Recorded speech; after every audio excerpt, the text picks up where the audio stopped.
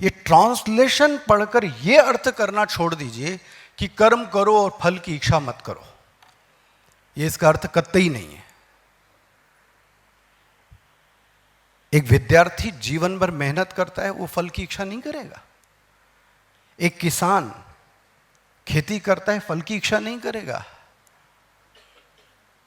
महाराज जी, साधु संत भी जाते हैं भंडारे में और यज्ञ में तो दक्षिणा की इच्छा पहले ही होती है। अब प्रायोगिक बात क्यों विद्यार्थियों के सामने की जाए? आप पढ़ो और फल की इच्छा मत करो। मैं उल्टा कहता हूं, फल की इच्छा होती है तब कर्म करता है।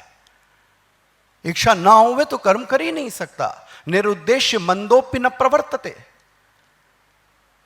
गीता ये कहती है, कर्म तुम कर लो, ये कर्म में तुम्हारा अधिकार है। अधिकार मतलब कर्तुम अकर्तुम अन्यथा कर्तुम।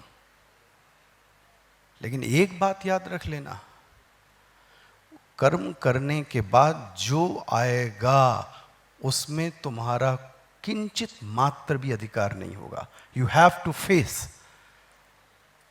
कर्म कर लो, छूट है। बलात्कार, दुराचार, पढ़ाई लिखाई, आपको जो करना हो कर लो, लेकिन उसके बाद जो उसका रिजल्ट आएगा वो आपके हाथ में नहीं है। फल में तुम्हारा अधिकार नहीं है, कर्म में तुम्हारा पूर्ण अधिकार है। दूसरी चीज, मुझे इतना ही फल मिले ये इच्छा नहीं करनी है। आप इच्छा करो, लेकिन मुझे इतना ही चाहिए, आप डिप्रेशन के शिकार हो जाएंगे। इस पर थोड़ा सा आपको विचार करने की, कोई संत महात्मा मिल जाए तो उनसे इस बारे में पूछिए। तो जो हमारे जीवन का जो पहला एरिया है जिसको जीवन में प्रबंधित करना है, वो है हमारे हाथ में एक बहुत बड़ी चीज है, उसका नाम है कर्म। और उस बौद्धिक वर्ग के लिए जो आत्मज्ञान के पीछे लगा है, उसके लिए जरूर एक पंक्ति कहूंगा। तुलसीदास जी बोलते हैं, कर्म होई है कि स्वरूप ही चीन्ही।